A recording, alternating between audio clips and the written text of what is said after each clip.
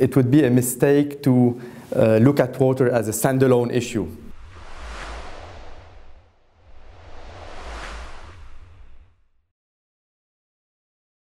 It's so much intertwined with many other parameters such as food security, water management, internal politics, energy production, that it has to be looked as a whole. I remember that I think one of the recorded wars around water took place some 4,500 years ago between two communities in the southern part of Iraq, Lagash and Umma, I think, and they fought over water. That took 1 week or two, and after that they sat together. They understood that it's a common concern, and they had to find a very pragmatic solution to be able to share the water resources. And I think that there are places where it's more complex than other, because in places like the Middle East or the Horn of Africa, where you have very limited resources plus an important population growth with increasing water usage by the population plus political instability, this cooperation is more difficult to achieve, but it has to take place. If there is one thing that I learned from my experience in the field, there is no one-size-fits-all solution. There is no such thing as a copy-paste. This solution worked very well in this context, so let's just replicate it as is in another one. One has to understand not only the dynamics around a community, but also the environmental conditions, the economic reality of population, and then you come up with the real solution with the local authorities. The technical part is the easiest part.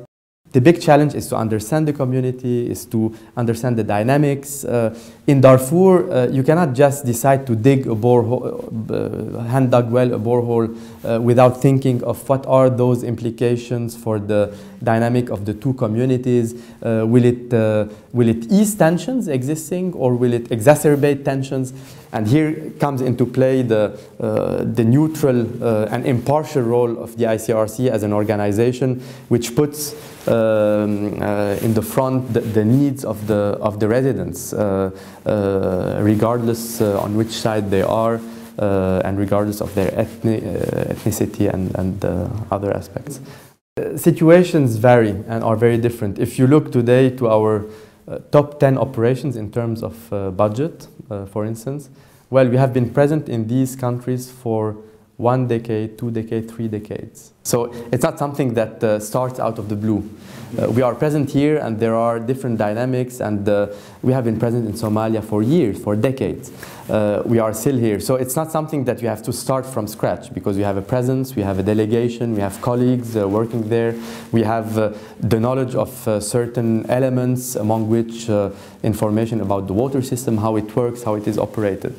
And for this, according to the magnitude of the peak of the conflict, we may beef up our teams, we may rethink our programs and increase our support, be it in the field of water, health, all other sectors the ICRC is active in. Detention, visiting the detainees and supporting prison is also a very important part of our work. There is also the very sudden onset, places like Libya, for instance. Libya last year, we didn't have any presence in Libya, we didn't have any contact. Overnight, we had to start an operation from scratch. In a few hours, key decisions are made at headquarters level. So we decide what is the scope of our operation, we decide to what extent we will contribute, we decide the amount of aid we will be sending, we decide how many persons we will be deploying, we decide how we are going to negotiate the visas and how we are organizing the access. And this is a very important mechanism, because it concentrates all the effort of the organization, so that in 24 hours or 48 hours there is action on the ground that follows the decisions. This is very important, yeah. The ICRC has evolved over time. The mandate of the ICRC started with the medical component, Henri Dunant, the Battle of Solferino. We have to reduce the suffering of people in the battlefield.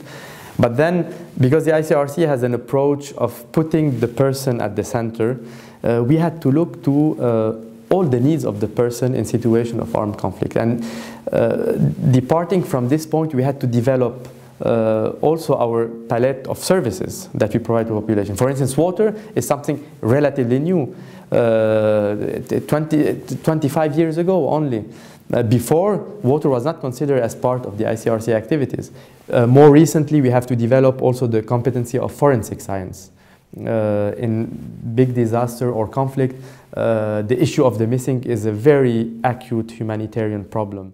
The big challenge for our managers, be it at the head level of sub-delegation or a capital or even at Geneva, is to integrate all this multidisciplinary approach and orient it towards what is core, and that is the needs of the person. Because sometimes you can have the risk of every expert pulling more in his field of expertise, and this is a real challenge.